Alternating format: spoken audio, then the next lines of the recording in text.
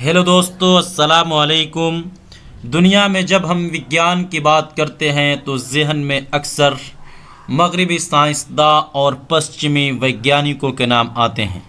लेकिन क्या आपको पता है कि हज़ारों साल पहले मुस्लिम वैज्ञानिकों ने वो खोज की थी जिनके बिना आज की मॉडर्न दुनिया अधूरी होती। चाहे वो गणित और मैथमेटिक्स हो, मेडिकल साइंस और इल्म तिब हो, या खगोल शास्त्र या ऑप्टिक्स हो, मुस्लिम दुनिया में ऐसे सैकड़ों वैज्ञानिक पैदा हुए जिन्होंने अंधकार में रोशनी की एक किरण पैदा की। चलिए आज हम आपको मिलवाते हैं उन 10 ऐसे मुस्लिम साइंटिस्ट से जिन्होंने सचमुच इस दुनिया को बदल दिया। वीडियो के अंत तक बने रहिए, आपको गर्व महसूस होगा। सबसे पहले हम बात करते हैं father of mathematics and computer system की, जिसको दुनिया मूसा अल-ख़वारिज़मी के नाम से जानती है।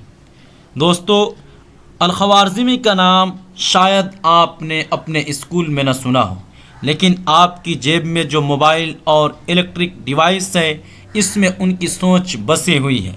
इन्होंने अलजबरा की नींव रखी, जो उनकी किताब अल-किताबुल मुख्तसर फ़ी हिसाबिल जब्र वल मुक़ाबला से आया। यही नहीं, अलगोरिदम शब्द का भी प्रयोग उनके नाम अल-ख़वारिज़मी से हुआ है। आज के आर्टिफिशियल इंटेलिजेंस, मशीन लर्निंग और कोडिंग की जड़ें इनके काम में छुपी हुई है। इन्होंने न केवल गणित और मैथमेटिक्स का उस्ताद माना जाता है, बल्कि कंप्यूटर साइंस का भी आदि गुरु माना जाता है। दूसरे नंबर पे हम बात कर लेते हैं फादर ऑफ मॉडर्न ऑप्टिक्स, जिसको दुनिया इब्न अल-हैसम के नाम से याद करती है। इब्न अल-हैसम वो पहले व्यक्ति थे जिन्होंने प्रकाश के व्यवहार को वैज्ञानिक दृष्टिकोण से देखा। इन्होंने सिद्ध किया कि आँख से रोशनी नहीं निकलती, बल्कि वस्तु से प्रकाश आँख में आता है। इनकी किताबुल मनाजिर ऑप्टिक्स पर दुनिया की पहली विस्तृत किताब मानी जाती है। कैमरा ऑब्स्क्यूरा का पहला मॉडल भी इन्होंने ही तैयार किया था। इस्लामिक गोल्डन एज का ये सितारा आधुनिक साइंटिफिक मेथड का जनक भी माना जाता है। तीसरे नंबर पे हम बात करते हैं फादर ऑफ मेडिकल साइंस का, जिसको दुनिया इब्न सीना और वेस्टर्न कंट्रीज़ एविसीना के नाम से याद करती है। इब्न सीना की किताब कैनन ऑफ मेडिसिन, किताब तिब, सिर्फ एक मेडिकल किताब नहीं थी, बल्कि 600 सालों तक यूरोप की यूनिवर्सिटीज़ में इसका उपयोग हुआ। इन्होंने मानसिक स्वास्थ्य, न्यूरोलॉजी, हृदय रोग, डायबिटीज़ जैसे क्षेत्रों में अद्भुत काम किया। इनकी दवाएं हर्बल और नेचुरल थी, आज के आयुर्वेद और यूनानी से भी कहीं ज़्यादा आगे थी। इन्होंने विज्ञान को केवल शरीर तक सीमित नहीं रखा, बल्कि आत्मा और शरीर के संतुलन की बात भी की थी।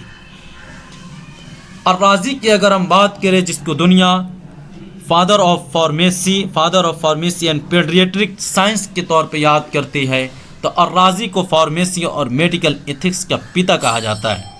इन्होंने सल्फ्यूरिक एसिड और अल्कोहल को वैज्ञानिक प्रयोग में उपयोग करने की विधि दी। इन्होंने बच्चों के लिए अलग अस्पताल की नींव रखी, जो आज की पीडियाट्रिक की शुरुआत थी। इन्होंने लिखा कि हर डॉक्टर को पहले नैतिक जिम्मेदारी निभाना चाहिए, फिर उपचार करना चाहिए।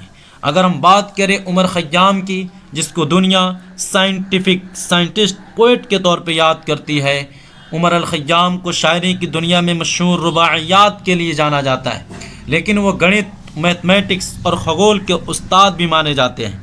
उन्होंने कैलेंडर को इतना सटीक बनाया कि आज भी कई वैज्ञानिक उसे परफेक्ट सोलर कैलेंडर कहते हैं। इन्होंने त्रिकोणमिति और क्यूबिक समीकरण पर अद्भुत काम किया। इन्होंने कहा, एक अच्छा गणितज्ञ वो है जो जीवन को भी हल कर सके। इब्न नफीस, जिसको रक्त संचार की खोज का फादर माना जाता है, पश्चिम में विलियम हार्वे को रक्त संचार का खोजकर्ता माना जाता है, लेकिन इब्न नफीस ने इससे 300 साल पहले ये सिद्ध कर दिया था। इन्होंने बताया कि रक्त हृदय से फेफड़ों में जाता है, फिर पूरे शरीर में फैलता है। इनकी पांडुलिपियाँ आज भी कई मेडिकल कॉलेज में शोध का विषय है। इन्होंने वैज्ञानिक सोच को धर्म से जोड़कर प्रस्तुत किया। अगर हम बात करें अज़्ज़हरावी की, जिसको दुनिया फादर ऑफ मेडिकल सर्जरी के नाम से जानती है, तो अज़्ज़हरावी ने 200 से अधिक सर्जिकल उपकरण बनाए, जिनमें से कई आज भी मॉडर्न यूरोप में मॉडर्न रूप में उपयोग हो रहे हैं। इन्होंने दंत चिकित्सा, प्लास्टिक सर्जरी और ऑपरेशन की तकनीकों का विस्तार पूर्वक वर्णन किया। इनकी किताब तसनीफ़ लिमन अजज़ अन तालीफ़ यूरोप में सर्जरी की पाठ्य पुस्तक बनी रही। वो कहते थे इलाज सिर्फ शरीर का नहीं, आत्मा और सोल का भी होना चाहिए। अल-बैरूनी की बात करें, जिसको फादर ऑफ विज्ञान, father of science and culture के तौर पे भी, ब्रिज ऑफ विज्ञान, bridge of science and tradition का एक सिंबल माना जाता है। अल-बैरूनी ने न सिर्फ साइंस नहीं सीखी, बल्कि भारत आकर संस्कृत सीखी और किताबुल हिंद नामक ग्रंथ लिखा। इन्होंने पृथ्वी की परिधि इतनी सटीक मापा कि आज भी उनके आंकड़े हैरान करते हैं। इन्होंने खगोल, भूगोल, धर्म, संस्कृति सबको एक साथ जोड़ा। इनका दृष्टिकोण बहुलतावादी और वैज्ञानिक था। जाबिर बिन हय्याम की बात करें, जिसको फादर ऑफ केमिस्ट्री के नाम से याद किया जाता है। जाबिर बिन हय्याम ने केमिस्ट्री को एक शुद्ध विज्ञान के रूप में स्थापित किया। इन्होंने डिस्टिलेशन, क्रिस्टलाइजेशन, सब्लिमेशन जैसे प्रयोगों को विस्तार से बताया। इनकी प्रयोगशालाएं आज के मॉडर्न लैब्स का आधार थी। इन्होंने फार्मास्यूटिकल और मेटलर्जी दोनों में योगदान दिया। आखिर में हम बात करते हैं इब्न खल्दून, समाज और इतिहास के उस्ताद जिसको कहा जाता है। इब्न खल्दून की किताब मुक़द्दिमा, जो कि अरबिक लैंग्वेज के अंदर है, इस किताब को दुनिया की पहली समाज शास्त्रीय किताब कहा जाता है। इन्होंने इतिहास को केवल तारीखों का लेखा नहीं, बल्कि समाज के उत्थान और पतन का विज्ञान माना। इनकी सोच आधुनिक अर्थशास्त्र, राजनीति और समाज शास्त्र की बुनियाद बनी। लिहाजा दोस्तों, इन 10 महान मुस्लिम वैज्ञानिकों ने साबित कर दिया कि इस्लाम केवल इबादत का मज़हब नहीं है, बल्कि इल्म का धर्म है, जिसको अल्लाह तबारक व तआला ने first revelation of Quranic verse इक़रा बिस्मि रब्बिकल्लज़ी खलक़ से बता दिया था। अगर आपको ये वीडियो पसंद आया हो तो लाइक करें, शेयर करें और कमेंट में बताएं आपको सबसे ज़्यादा प्रेरणा किस वैज्ञानिक से मिली।